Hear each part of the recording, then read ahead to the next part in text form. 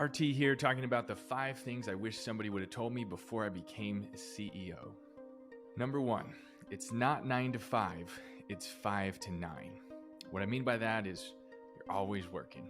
I love it. I wake up and I start working. Whether I wake up at 5 or a little earlier or a little later, I'm on the entire day. I'm always on my phone. I'm always on a computer. I'm always talking to someone. Even in the break room, in the kitchen, here at the workshop, we're still on. As CEO, you always are representing your company and you always are working. And that's okay. You just have to make it okay. It's not 9 to 5, it's 5 to 9, especially when you work for yourself. Number 2 is be a sponge. Listen more than you speak.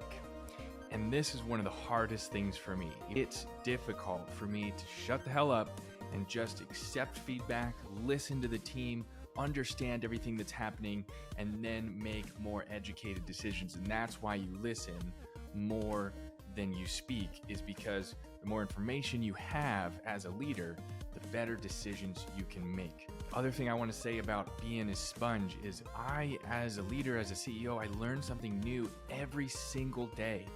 I learn something new every hour, and I wouldn't learn if I didn't listen. And so I try the hardest that I can to just stop talking and sit and listen and learn from the clients, learn from the customers, learn from the team, learn from my friends, learn from my spouse, my partner, my kids. That my kids teach me stuff every day.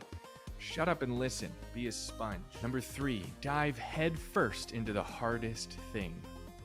Around Vortic Watch Company, they call me the director of hard conversations. And that's because as CEO, you have to have all the hardest conversation. There's no one else that's going to fire someone. There's no one else that's going to deliver bad news to our best customer. There's no one else that has to say, we can't give you a raise this month, this year, whatever, because of this. There's no one else that can go to our investors and say, we didn't hit the metrics that we were looking for. We didn't raise as much money. We didn't make as much money. That's you. As CEO, you have to have those hard conversations. Some people say, do the hardest thing first when you start your day. I love that concept. Do the one thing. I think that's awesome.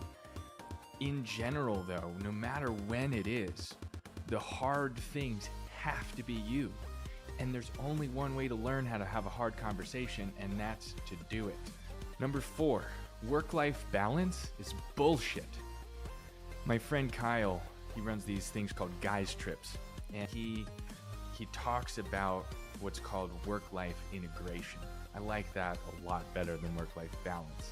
And I would venture to say here, the reason that I think work-life balance is bullshit is because as entrepreneurs, as CEOs, balance is boring. That's terrible. Something that's balanced means that everything's perfect and everything's going smoothly.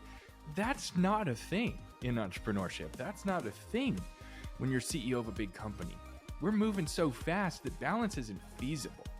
So don't say your expectation that balance is even possible.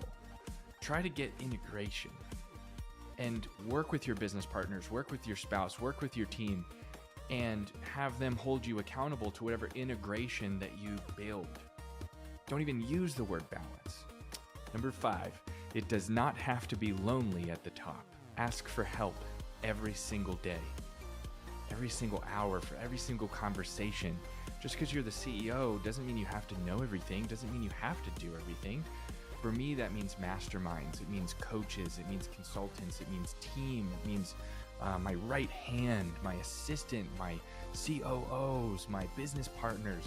Like, everyone around me has so much knowledge and they care so much about the business that I'm running as CEO. I just have to ask for their help. It doesn't have to be lonely at the top. They say that it's lonely at the top, but who are they?